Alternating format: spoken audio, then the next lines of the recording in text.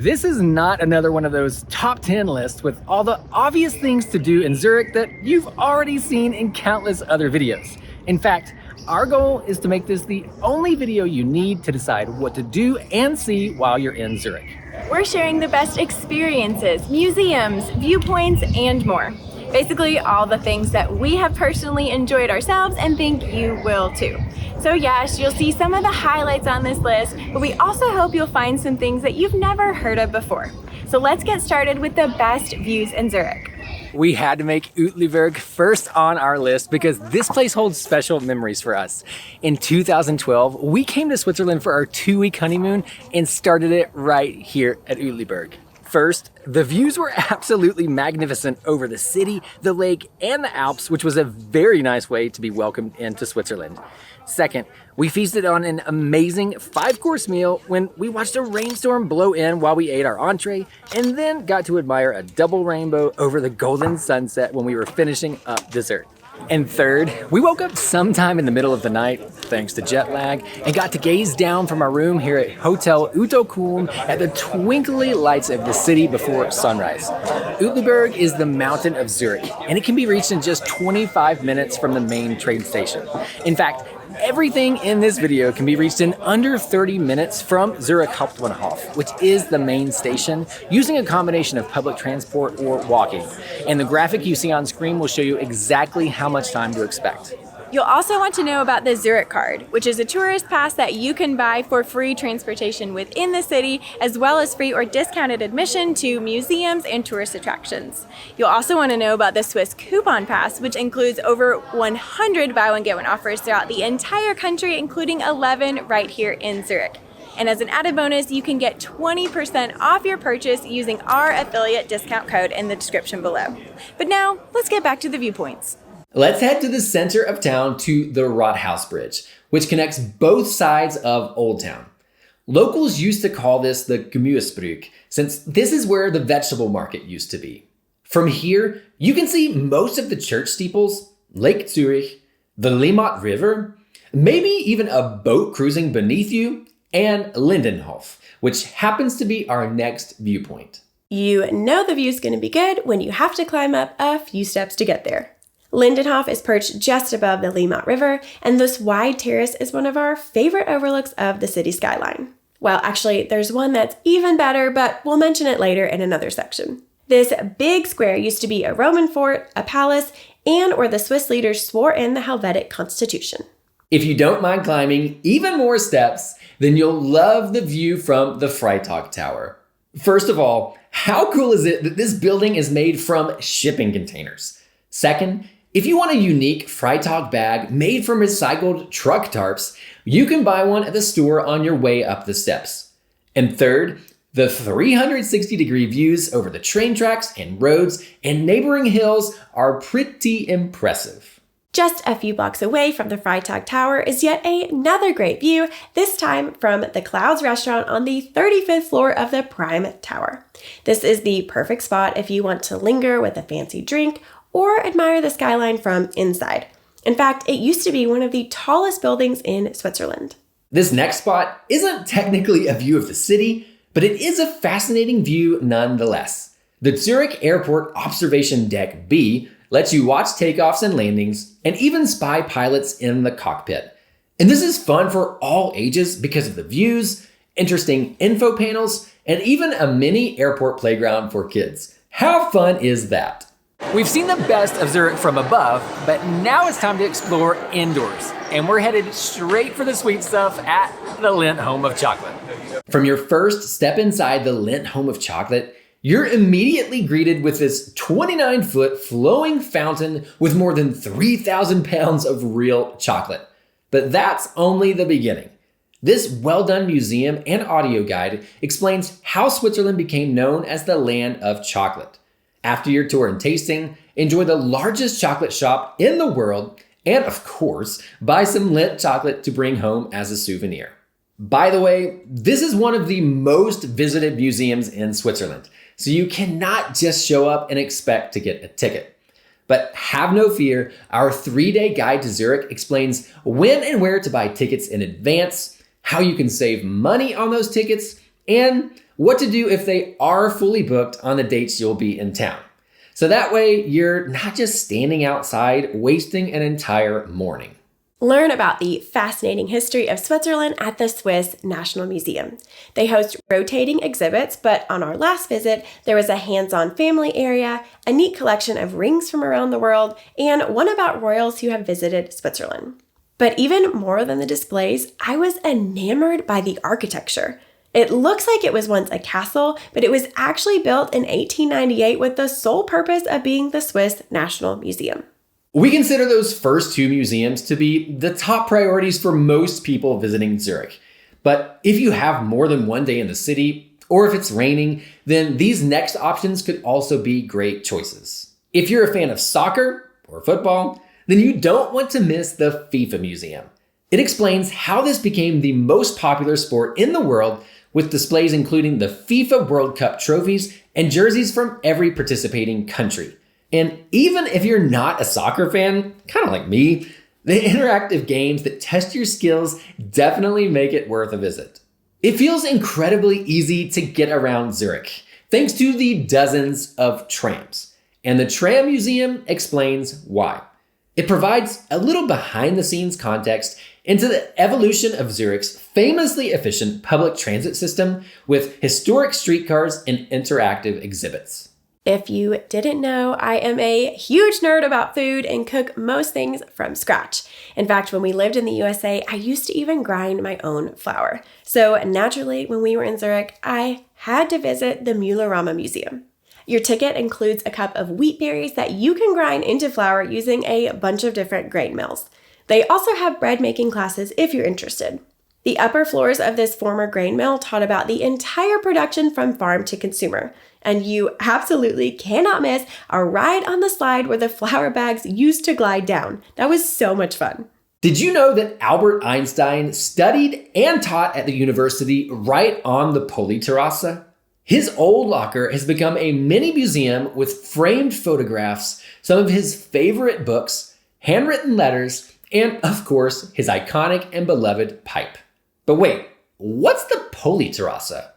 That's coming up next. Okay, so far we've covered viewpoints and museums, and next up is funiculars, because there's a few really special ones here in Zurich, starting with the one the locals affectionately call the Polybähnli. Since 1889, the UBS Polybahn has been climbing from central Zurich to the Politerrasse. And this little red funicular transports more than 2 million passengers per year, even though the ride only takes about 100 seconds. Once you're at the top, the wide panoramic terrace delivers sweeping skyline views over Old Town. And in our opinion, this is the best view of the city. So if you only have time for one viewpoint, pick this one. If you need a bit of a city break, the Rigi Blick funicular takes you up to a beautiful neighborhood dotted with benches and sprawling views. This would be a great spot for a picnic or sunset, or even a nice meal in the swanky restaurant on top. If you're looking for a splurge while you're in Zurich, Switzerland, then you'll want to check out the 5-star Dolder Grand Hotel at the top of the Dolderbahn. Beyond the luxury hotel and spa and restaurants, there are pools, mini golf, tennis courts, a driving range, and a golf course. Now, of course, those do cost extra money, but it's free to visit the playgrounds, walking trails, and bike paths, which is exactly what we did. In fact, the Laurenkampf Tower is just a 30-minute, 2-kilometer walk from the station, and it has incredible views over Zurich and the Alps. Speaking of being active, let's chat about boats, bikes, and hikes, starting with a free bike rental service within the city. You can pop over to Zurich Rolls near the main train station anytime during the day to pick up a free bike with a simple 20 franc refundable deposit. Pro tip, it is located underground, and they also have e-bikes available, but you need to pay a fee for those and reserve them online in advance. History buffs are going to love that there are hidden archaeological sites in the middle of Old Town. You can pick up a free set of keys from the Stadthaus next to Fraumünster Church, and then follow the map to secret spots across the city. We had 2 favorites. A nondescript door that leads to the skinniest ancient alleyway we have ever seen, and the underground ruins near Lindenhof that can only be accessed by a very fun staircase. Zurich is just steeped in history. It is everywhere you look. And we've included the highlights in our self-guided walking tour through Old Town in our 3-day guide to Zurich. So instead of staring at your Google Maps wondering where to go, we have pinpointed and navigated between the historic sites for you, all in a logical manner that actually makes sense. We've been on a lot of boat rides in Switzerland, but the Limmat River cruise was super unique. First of all, you're sitting below water level, so your eyes are even with the water. Second, it goes underneath lots of bridges, which was just really fun. And third, it cruises straight through the center of town. So a fun way to see the city is to walk through it in one direction and then ride back on a river cruise. It takes 4.5 hours to journey around the entirety of Lake Zurich by boat, but you can still enjoy the views on a mini 1-hour cruise or a 90-minute short ride. This is a great way to see lesser-known tourist attractions like the China Garden, the Cassiopeia Boardwalk, the graffiti-rich Rotfabrik neighborhood, and even as far as Lindt Home of Chocolate in Kilchberg. Uetliberg was the first place we mentioned on this list. And from there, you can walk through outer space on the Planet Trail. Each meter of the 7-kilometer trail represents 1 million kilometers in space. As you walk 2 hours through forests and fields, you'll cross models of all the planets, and plenty of viewpoints, benches, and farms as well. The most memorable part of this trail was seeing the most magnificent colors in the sky as we rode the cable car down from Felsenegg, which happens to be the only public cable car in the canton of Zurich. In the beginning of this video, we promised to deliver a combo of hidden gems of Zurich and touristy highlights. So if you've already added a few of these spots to your map, then let us know by hitting that like button. And if you need any more help narrowing down your itinerary, be sure to check out our Zurich travel guide after you finish this video. But for now, let's chat about parks and green spaces. Platzspitz is a big green space directly behind the Landesmuseum, where the Limmat River splits into the Siel and Limmat rivers. We had so much fun watching locals jump off the bridge and float down the river. We were so tempted to join them when we last visited during one of the hottest weeks of the summer, but we didn't have our swimsuits. So maybe next time. On our last night in town on a recent trip, we hung out at the Safa Insel Park. We had a picnic on the lawn, toured around the teeny tiny island a few times, dipped our feet in the water, and basically hung out with a few hundred locals who were also grilling and swimming and relaxing. The Zurich Horn Park is a massive green space along the lake, and where I nearly got hit by a bike because I wasn't paying attention. But thankfully, no one got hurt. There are tons of paths for walkers and cyclists, so just be aware when you walk or bike here. We spent a morning wandering, resting on the lawn, passing by restaurants, and checking out the playgrounds. Oh, and visiting the China Garden, which is next on our list. The China Garden is so elaborate that you feel like you've been transported to China. There are trails and tunnels, there are bridges and gazebos. It's small, but worth wandering for 10 or 15 minutes and a great place to snag a few selfies. The Rieter Park is an insanely beautiful and peaceful park, which happens to be the largest in Zurich. The green spaces are well designed with lots of separate nooks and crannies, so you feel like you're not just hanging out in one big open field. The villa in the middle is an art museum, which conveniently sells picnic baskets in the summer. If you've seen any of our other videos about traveling Switzerland, then you know we are foodies. And there's a lot we could say about food in Zurich. But to be honest, we're not gonna share any of it here because we're saving that all for a video of its own. But did you know that Zurich is where the first Christian martyrs were buried in what is now Switzerland? Where Charlemagne played an important role in religious reform, and where Zwingli led the Protestant Reformation. Now, we won't be teaching you a religious history lesson today, but we will show you a few of the noteworthy churches. Fraumünster's Gothic church was established in 873 and used to be an abbey for noblewomen. Inside, you'll find classic artwork, grand stained glass windows by Giacometti and Chagall, an organ with nearly 6,000 pipes, and an underground crypt museum. Our favorite part was actually the little garden outside with elaborate murals. And the Münsterhof Square outside of the church hosts one of the cutest Christmas markets in Zurich. Grossmünster is another iconic church in Zurich. You can see massive stained glass windows depicting the Nativity, descend into the crypt, and climb up 187 steps to reach the tower. Although your phone will probably get better views than you will. As a book lover, Jana's favorite part was the library, filled with historic Bibles and Reformation texts. And you can also visit a peaceful cloister just outside of the church entrance. We absolutely love sitting in the little square outside of St. Peter's because there's this really big tree that shades the benches underneath it, and it basically feels like an escape in the middle of the city. St. Peter Church is one of the oldest churches and the only Baroque church in Zurich.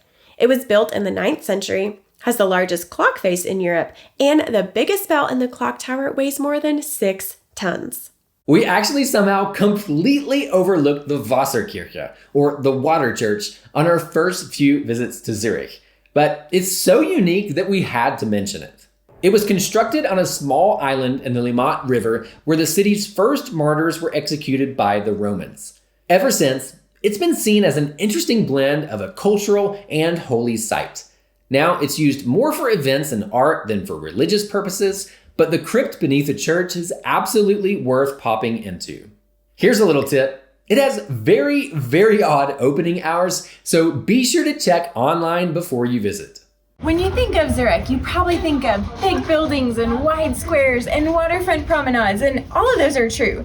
But there's also a handful of really unique neighborhoods, including this one, with these neat, tiny passageways. These windy riverside walkways have been called Schipfe since the Middle Ages because fishermen used to push, schupfen, their boats along the riverbank to unload their goods.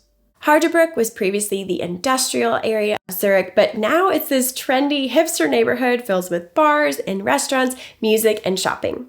The most noteworthy sites are the shops in and under the viaduct, the Freitag Tower made from shipping containers, Frau Gerald's Garten for food trucks and outdoor dining, plus Prime Tower for drinks with a view. Niederdorf is a popular neighborhood with restaurants, bars, and shops in Zurich Old Town. The locals call it Dörfli, or Little Village, and it perfectly connects the Polybahn with the Rathaus Bridge. Augustiner is probably the most beautiful street in Zurich. It has flapping flags, trendy shops, brightly colored buildings, painted shutters, and endless bay windows.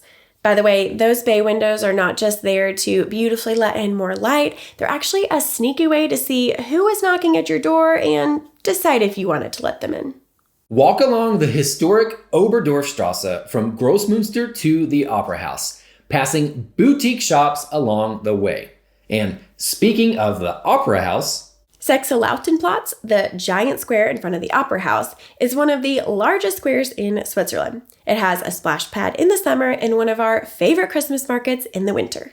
If you visit Zurich on one of the hottest days in the summer, like we did last year, then you can cool off your feet in Europuddle. It's a combination fountain and splash pad surrounded by really neat bars and restaurants. We just listed more than 30 ideas for things to do in Zurich. But what about day trips from Zurich to the widest waterfalls in Europe, our favorite Swiss city, or a nearby medieval town? Check out our Zurich travel guide or watch this next to keep on planning your Swiss vacation, and we'll see you in Switzerland.